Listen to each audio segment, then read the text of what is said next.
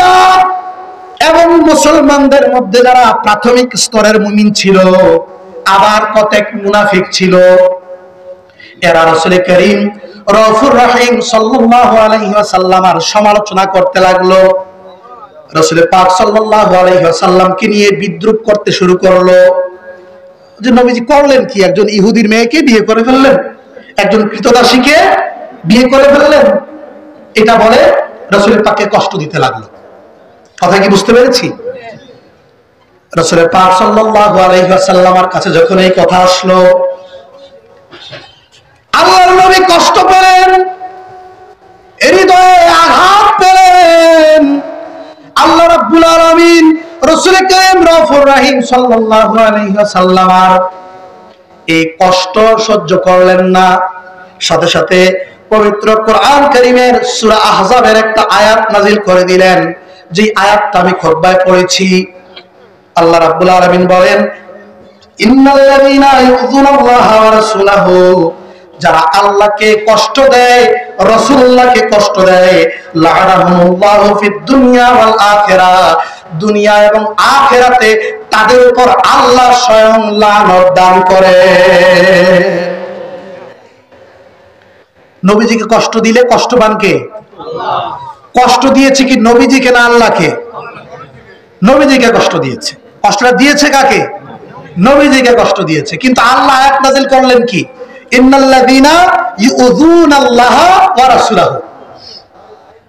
আল্লাহ এটাই বলতে চান, হে জগতের মানুষ, তোমরা শুধু আমার নবীকে কষ্ট দাও নাই, আমার নবীকে কষ্ট দিলে আমি আল্লাহ নিজে কষ্ট পাই। আর আমি আল্লাহকে, আমার নবীকে যারা কষ্ট দেয় তাদের জন্য দুনিয়া এবং আখিরাত উভয় জাহানে আমি আল্লাহ নিজে তাদেরকে অভিশাপ দেই। সুবহানাল্লাহ। ওয়া আ'আদ্দা লাহুম আযাবাম মুহিনা, তাদের জন্য আমি যন্ত্রণাদায়ক শাস্তির ব্যবস্থা করে রেখেছি। আয়াতের মূল কথা হচ্ছে নবীকে কষ্ট দেওয়া যাবে না। নবীকে কষ্ট দেওয়া যাবে না। প্রশ্ন হচ্ছে নবী কষ্ট পান কিসে?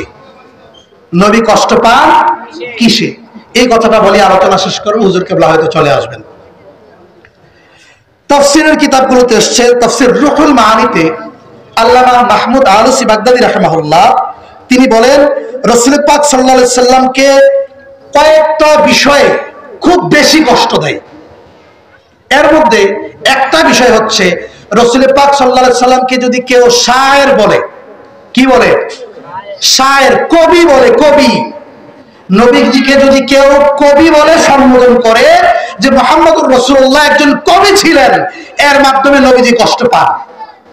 নাউযুবিল্লাহ বলে বলবেন না? নাউযুবিল্লাহ। কবি বলাটা যে খারাপ কিছু, কবিটা ভালো গুণ না, কিন্তু নবীজি কষ্ট পান কেন? এই জন্য যে আরবের লোকেরা রাসূল করিম রউফুর রহিম সাল্লাল্লাহু আলাইহি ওয়াসাল্লাম যখন কোরআনের কথা বলতে লাগলেন, তখন তারা বলতেন যে মুহাম্মদুর রাসূলুল্লাহ তিনি আল্লাহর কোন রাসূল ছিলেন না, তিনি তো একজন কবি, বানিয়ে বানিয়ে আমাদের কাছে কবিতা পড়েন। নাউযুবিল্লাহ। এই জন্য রাসূল করিম রউফুর রহিম সাল্লাল্লাহু আলাইহি ওয়াসাল্লাম তার সারা জিন্দেগিতে শুধুমাত্র কবিতা জানেন এইটা প্রমাণের জন্য খন্দকের যুদ্ধে একটা মাত্র কাসিদার লাইন পড়েছেন, আর সারা জীবনে কোন কোন কবিতা তিনি পড়েন। নবীজিকে কবি বলা যাবে না, নবীজিকে সাহের বলা যাবে না, জাদুকর বলা যাবে, জাদুকর বললে নবীজি কষ্ট পান। নবীজিকে কাহেন, গণক বলা যাবে, গণক বললে নবীজি কষ্ট পান। নবীজিকে পাগল বললে নবীজি কষ্ট পান। এই বিশেষণগুলো রাসূল পাক সাল্লাল্লাহু আলাইহি ওয়াসাল্লামের শানে সংযুক্ত করা যাবে। শুধু তাই নয়, উহুদ যুদ্ধের ঘটনা আমরা শুনেছি। আল্লাহর নবী সাল্লাল্লাহু আলাইহি ওয়াসাল্লামের ব্যাপারে তার দুইটা দাঁত মোবারক পড়ে গিয়েছিল, আঘাত খেয়েছিল। এই দাঁত মোবারক পড়ে গিয়েছে, এই কথাটা যদি কেউ অবজ্ঞার সুরে বলে আর এই চিন্তা করে এই তাসবির, এই আকৃতি মানুষের সামনে ফুটিয়ে তুলতে চেষ্টা করে যে আল্লাহর নবীর সামনের দুইটা দাঁত তো ছিল না, দেখতে না জানি কেমন ছিল, নাউজুবিল্লাহ করে বলে। এমন কথাও যদি কেউ বলে আল্লাহর হাবিব সাল্লাল্লাহু আলাইহি ওয়াসাল্লামের শানে, সঙ্গে সঙ্গে ব্যক্তিটা গোস্তাকে রাসূল সাব্যস্ত হবে, কাফেরে পরিণত হয়ে যাবে। রাসূল পাককে এইভাবে কষ্ট দেওয়া যাবে না। রাসূল পাক সাল্লাল্লাহু আলাইহি ওয়াসাল্লাম এর নাম নিতে তাফসীর রুহুল বায়ান শরীফে এসেছে, আমিনাল আরিয়াতে আল্লাহ ইয়াকুর কুরা ইসমাহু শরীফ বিতাযিমে ওয়াস সালাতু ওয়াত তাসলিম।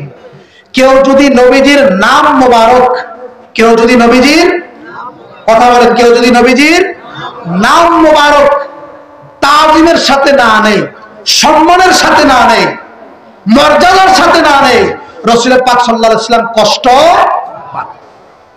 নবীজি কষ্ট পেলে কষ্ট পান কে? তার উপর আল্লাহর লানত দুনিয়া এবং আখিরাতে। নবীজিকে কষ্ট দিলে কোন ব্যক্তি মুমিন মুসলমান থাকতে পারে?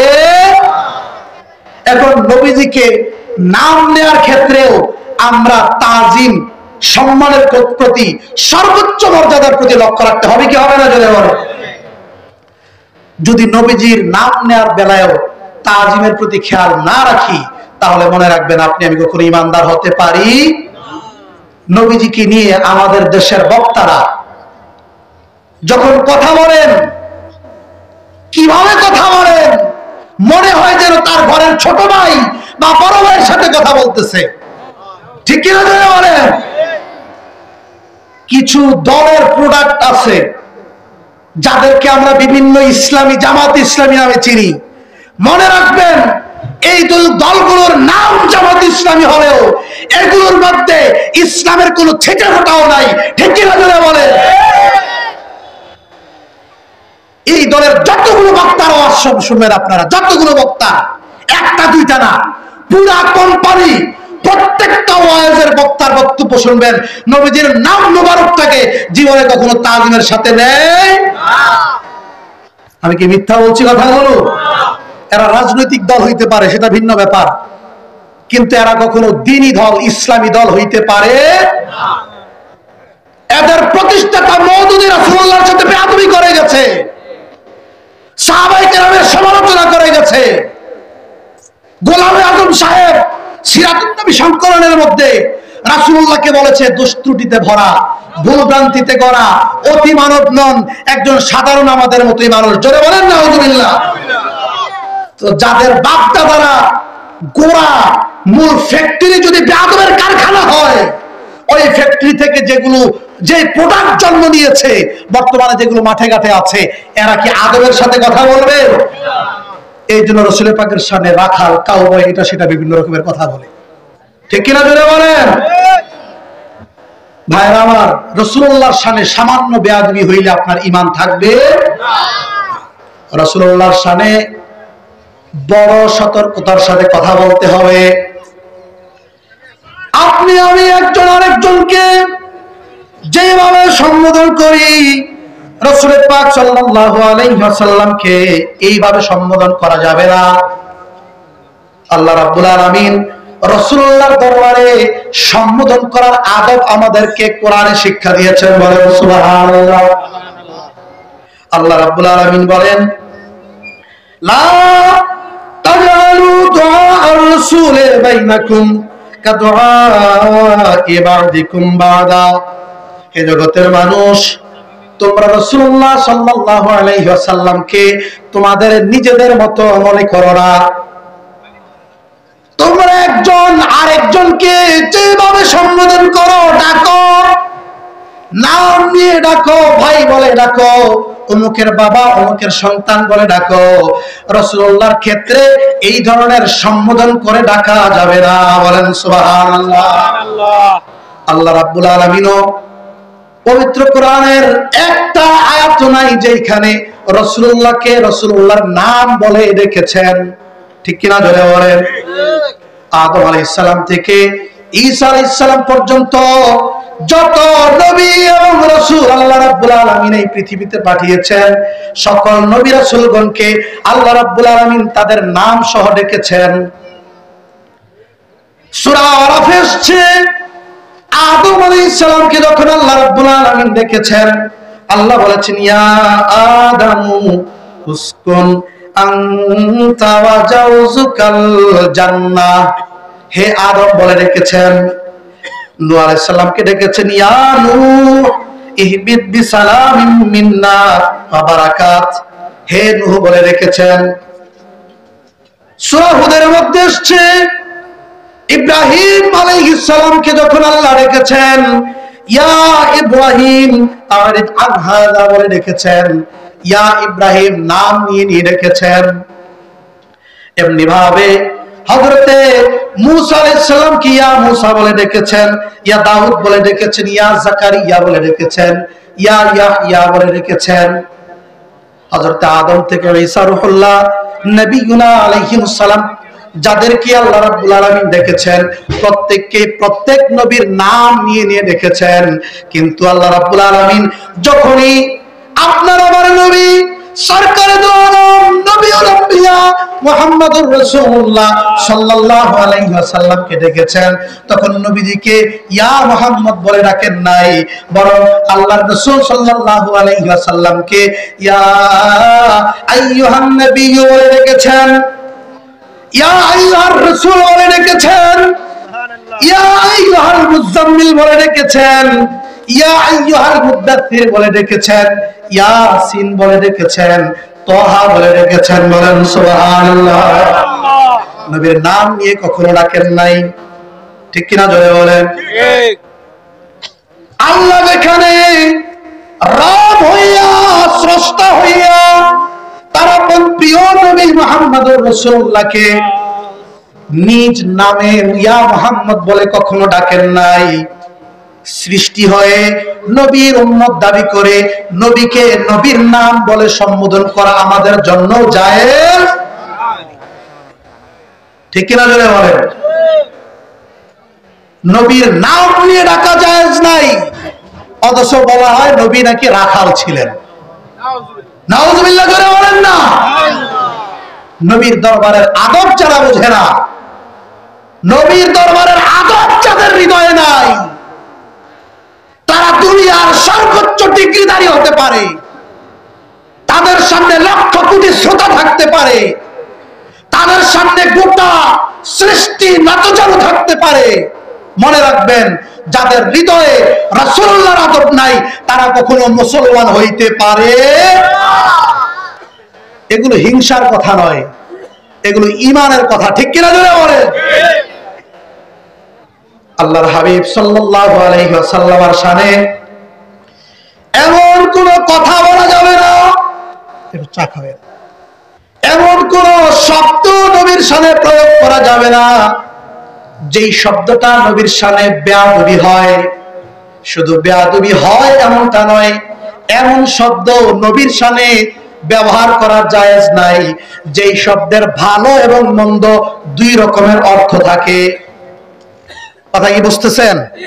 নবীজির নামে স্লোগান দেয়, এখন সেই স্লোগানগুলো বেশি শুনবেন।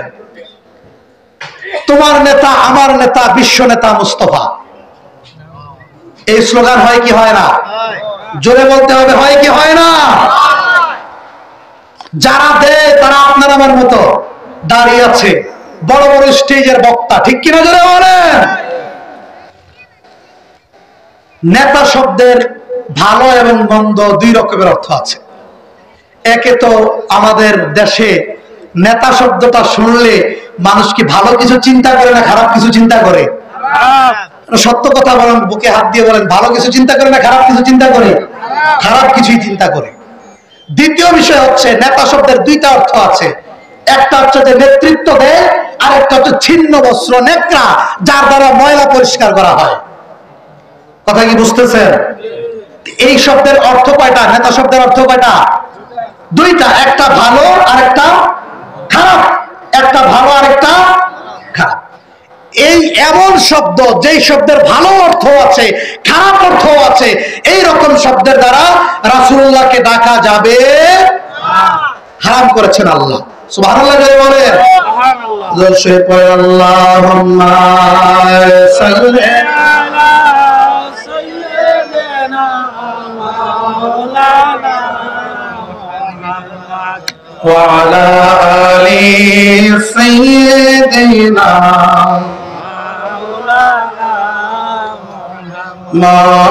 اللهم صل على سيدنا مولانا محمد وعلى سيدنا مولانا मदीने की हवा से जन्नती बू आती है खाके पाके मदीने में नूर जन्नत चमकती है अल्लाहुम्मा सल्ली अला सय्यिदना मौलाना मुहम्मद व अला सय्यिदना मौलाना محمد اللهم صل على سيدنا محمد وعلى آل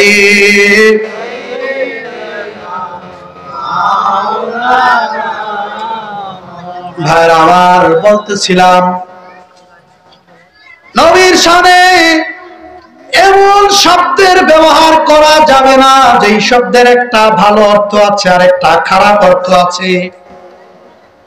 আল্লাহ রাব্বুল আলামিন পবিত্র কোরআন কারীমে সূরা বাকারার 104 নম্বর আয়াতে বলেন, ইয়া আইয়ুহাল্লাযীনা আমানু লা তাকুলু রাঈনা وقولوا انظرنا واسمعوا وللكافرين عذاب أليم سبحان الله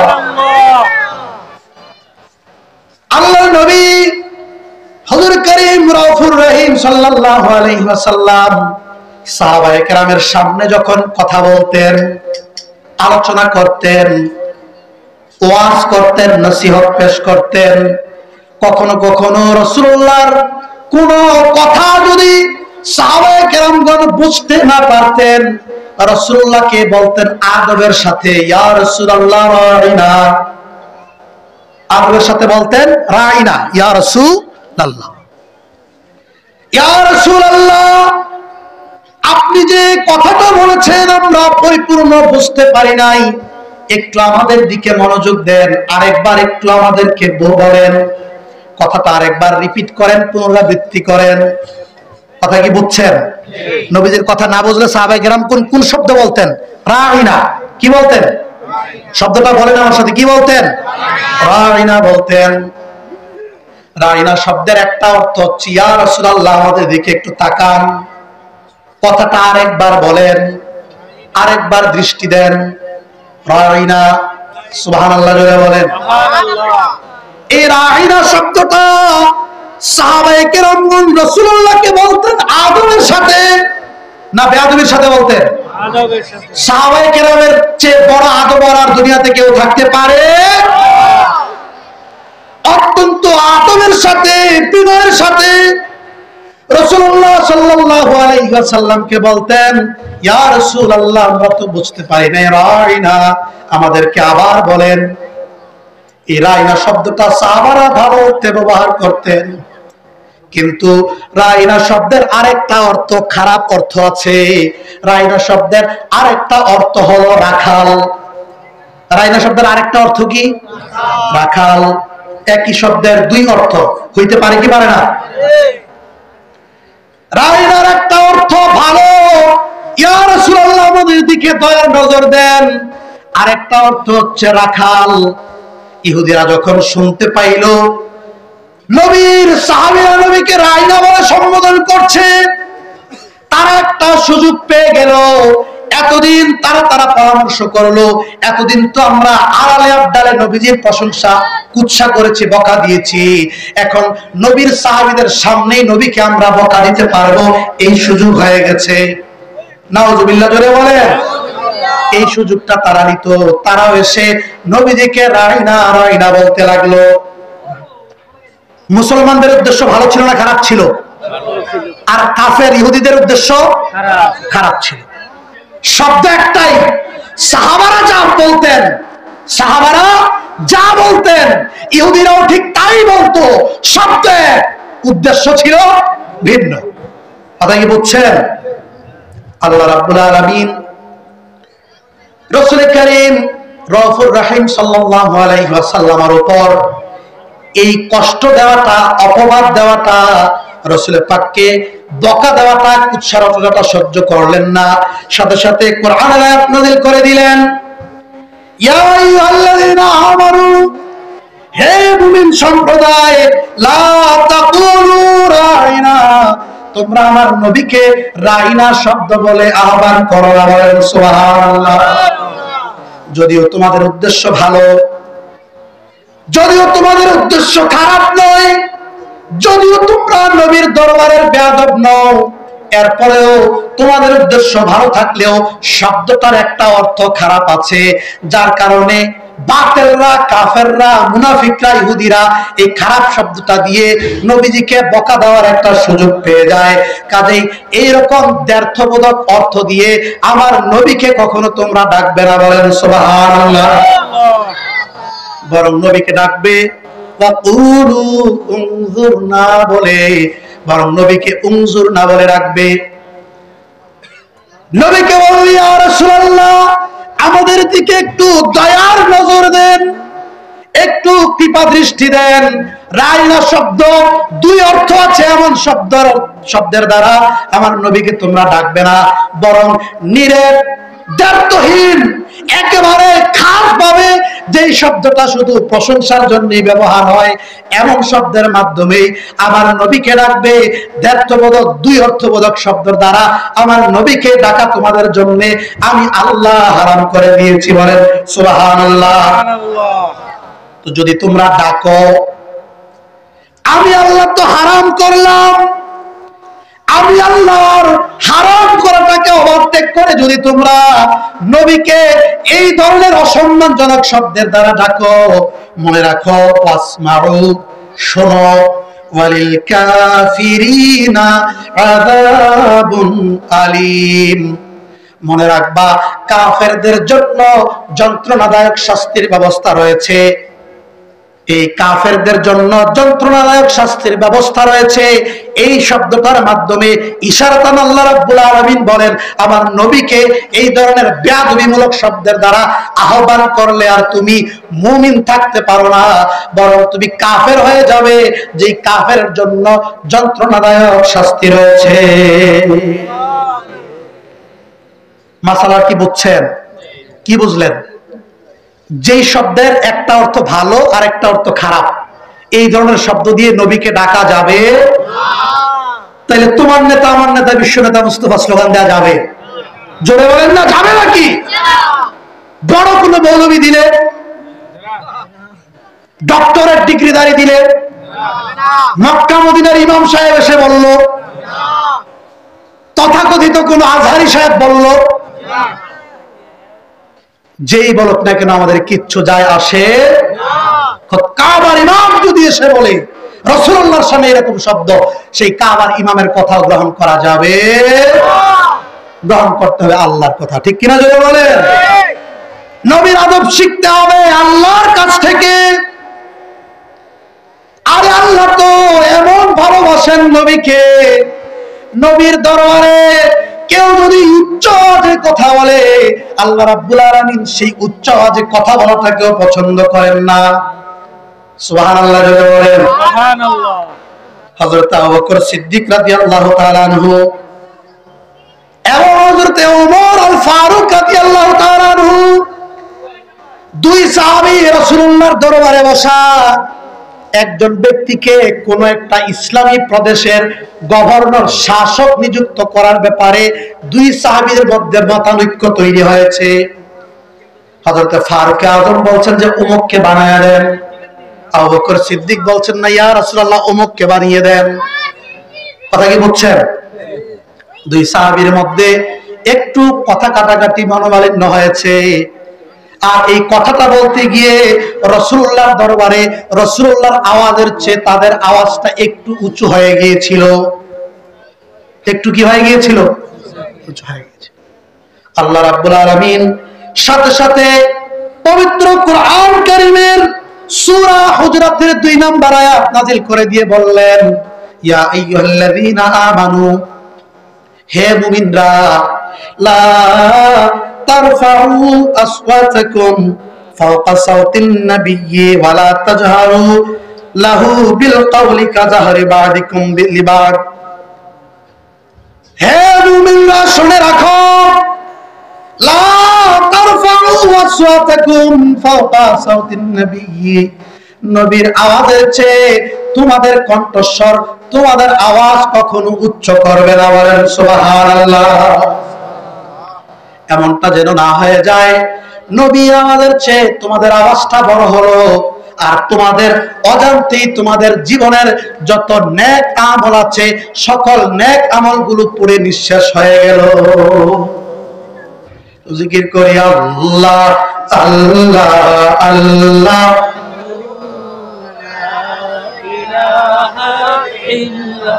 হো আল্লাহ আল্লাহ,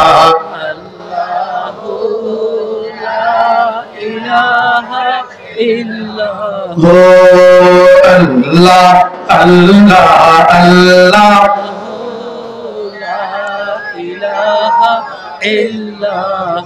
ইয়া রহমানু ইয়া আল্লাহ, ইয়া রহিমু ইয়া আল্লাহ, আল্লাহ আল্লাহ আল্লাহ,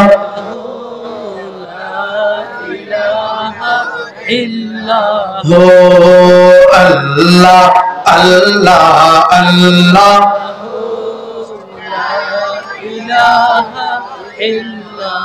ভাইরা আমার, নবীকে ডাকতে হবে সর্বোচ্চ সম্মান দিয়ে। নবীকে ডাকতে হবে কিভাবে? সর্বোচ্চ সম্মান দিয়ে। ইয়া রাসূলুল্লাহ বলে ডাকবেন। নবীকে ইয়া রাসূলুল্লাহ বলে ডাকবেন। নবীকে ইয়া হাবিবাল্লাহ বলে ডাকবেন। নবীকে যখন ডাকবেন মহব্বতের সুরে অন্তরটাকে নরম করে দিয়ে ডাকবেন। পারবেন ইনশাআল্লাহ? সাহাবায়ে কেরামগণ রাসূল করিম রাউফুর রহিম সাল্লাল্লাহু আলাইহি ওয়াসাল্লামকে যখন ডাকতেন ইয়া রাসূলুল্লাহ ইয়া হাবিবাল্লাহ বলে আদবের সাথে ডাকতেন। ঠিক কি না বলেন? প্রশ্ন হবে, হুজুর নবীজিকে যখন সাহাবারা ডাকতেন তো সামনে থেকে ডাকতেন, সামনে থেকে উপস্থিতরা ডাকতেন, এই জন্য ইয়া রাসূলুল্লাহ বলেছেন।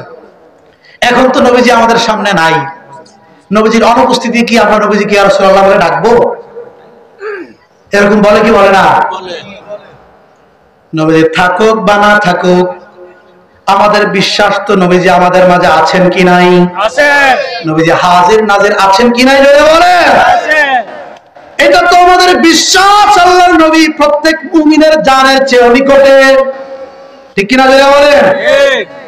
রাসূল করিম রাউফুর রহিম সাল্লাল্লাহু আলাইহি ওয়াসাল্লাম সাহাবায়ে কেরামের আমল কেমন ছিল একটু দেখেন। একটা হাদিস পড়ছি, সুযোগ যদি থাকে হুজুর কিবলা চলে আসবেন হয়তো। নবীজি পৃথিবী থেকে বিদায় নিলেন। নবীজি পৃথিবী থেকে বিদায় নিলেন। সাহাবায়ে কেরাম এখনো আছেন পৃথিবীতে। সিরিয়াতে শামে হযরত আব্দুল্লাহ ইবনে ওমর রাদিয়াল্লাহু তাআলা আনহু তিনি শামে আছেন। হঠাৎ করে তিনি পড়ে গিয়ে পা মচকে গিয়ে ভেঙে গেছে। পা মচকে ভেঙে গেছে। তো পা মচকে গিয়ে ভেঙে গেলে আমরা তো ডাক্তারের কাছে যাই, ঔষধ দেই, ঔষধ খাই, বিভিন্ন মেডিসিন দিই ভালো হওয়ার জন্য। ঠিক কিনা যদি বলেন? ইমাম বুখারী রাহমাতুল্লাহ আলাইহির একটা কিতাব আছে আল আদাবুল মুফরাদ নামে। কিতাবের নাম কি? আল আদাবুল মুফরাদ। ইমাম বুখারীতে শুধু বুখারী শরীফ লিখেছেন এমন না, আরো কিতাব লিখেছেন। এর মধ্যে আরেকটা কিতাব হচ্ছে আল আদাবুল মুফরাদ। এই আদাবুল মুফরাদ কিতাবের 990 নাম্বার হাদিস, অন্য ছাপার 964 নাম্বার হাদিস। আমার কাছে যে ছাপা আছে এটা 217 পৃষ্ঠার হাদিস। ওইখানে ইমাম বুখারী একটা পরিচ্ছেদ লিখেছেন, বাবু মা ইয়াকুলুর রাজুলু ইদা কাবিরাতির রিজল। মানুষের পা যখন ভেঙে যায়, মানুষের পা যখন ভেঙে যায় তখন মানুষ কি পড়বে কি বলবে, এই প্রসঙ্গে একটা অধ্যায়। সুবহানাল্লাহ বলেন না? আপনি আমার পা ভেঙে যেতে পারে না, মচকে গেলে আমরা কি পড়বো কি বলবো, কি বললে ভালো হয়ে যায়? সুবহানাল্লাহ বলেন। হাদিস এনেছেন কে? ইমাম বুখারী। বুখারীর কথা বেশি বেশি বলি না আমরা। হাদিস এনেছেন ইমাম বুখারী। আল আদাবুল মুফরাদ কিতাবে তিনি বলছেন, কুন্না ইনদা আব্দুল্লাহ ইবনে ওমর, আমরা আব্দুল্লাহ ইবনে ওমর রাদিয়াল্লাহু তাআলা আনহু রাসূলের পাকের সাহাবী, তার সাথে ছিলাম। ফাখাদিরাত রিজলুহু, হঠাৎ করে পড়ে গিয়ে তার পাটা ভেঙে গেছে। ফাকাল লাহু রাজুলুন, তার পা ভাঙা দেখে আরেক ব্যক্তি বলল, উযকুর আহাব্বান নাস ইলাইকা, তোমার কাছে সবচেয়ে প্রিয় সবচেয়ে বেশি ভালোবাসার যেই ব্যক্তি, যাকে তুমি তোমার জীবনের চেয়ে সবচেয়ে বেশি যাকে ভালোবাসো, তার নাম উচ্চারণ করো, তার নামের স্মরণ করো, তোমার পা ভালো হয়ে যাবে। জোরে বলেন সুবহানাল্লাহ। সাহাবায়ে কেরামের কাছে সবচেয়ে বেশি ভালোবাসার কে ছিলেন? জোরে বলেন, সাহাবায়ে কেরামের কাছে সবচেয়ে বেশি ভালোবাসার কে ছিলেন? নবীজির চেয়ে ভালোবাসার আর কেউ থাকতে পারে? আল্লাহর রাসূলের সাহাবী হযরত আব্দুল্লাহ ইবনে ওমর রাদিয়াল্লাহু তাআলা আনহু, সাথে সাথে তিনি আহ্বান করে উঠলেন, ডেকে উঠলেন, ইয়া মুহাম্মাদা, ইয়া মুহাম্মাদা, ইয়া মুহাম্মাদা বলে বলেন সুবহানাল্লাহ। ভাইরা আমার খুব খেয়াল করবেন, একটু আগে আমরা বলেছি যে আল্লাহ নবীজিকে ইয়া মুহাম্মদ বলে ডাকেন নাই, আমরা নবীজিকে ইয়া মুহাম্মদ বলে ডাকবো? তো সাহাবায়ে কেরাম যে ডাকলেন ইয়া মুহাম্মাদা বলে, তারা সরাসরি ইয়া মুহাম্মাদা বলে ইয়া মুহাম্মাদু বলে ডাকেন নাই, সরাসরি ইয়া মুহাম্মদ বলে ডাকেন নাই। এটার দুইটা ব্যাখ্যা করেছেন মুহাদ্দিসিনে কেরাম। এক নম্বর ব্যাখ্যা হচ্ছে, দরুদ শরীফের মধ্যে আমরা পড়ি আল্লাহুম্মা সাল্লি আলা মুহাম্মদ, নবীর নাম মুহাম্মদ পড়ি। মুহাদ্দিসিনে কেরামগণ বলছেন, এই যে যেই জায়গায় নবীজির ইসমে জাত শব্দটা ব্যবহার করা হয়েছে, এখানে নবীজির নাম হিসাবে ব্যবহার করা হয় নাই, বরং নবীকে বলা হয়েছে হে জগতের সবচেয়ে বেশি প্রশংসার অধিকারী। বলেন সুবহানাল্লাহ। নাম হিসাবে না। মুহাম্মদ শব্দের অর্থ কি? সবচেয়ে বেশি প্রশংসিত, সবচেয়ে বেশি। তো সাহাবায়ে কেরাম যে ডেকেছেন ইয়া মুহাম্মদ বলে, এটা নাম হিসাবে ডাকেন নাই, বরং তাদের নিয়ত ছিল ইয়া মুহাম্মদের দ্বারা হে জগতের সবচেয়ে বেশি প্রশংসার অধিকারী। বলে সুবহানাল্লাহ। জোরে বলে সুবহানাল্লাহ। কথা কি বুঝছেন না? বুঝেন নাই? নাম হিসেবে ইয়া মুহাম্মদ বলে ডাকা জায়েজ নেই। এটা একটা ব্যাখ্যা। দুই নম্বর ব্যাখ্যা হচ্ছে, সাহাবায়ে কেরামগণ সরাসরি ইয়া মুহাম্মাদু বলেন নাই, বরং ইয়া মুহাম্মাদা বলেছেন। কি বলেছেন? জোরে বলেন, কি বলেছেন? ইয়া মুহাম্মাদা বলেছেন।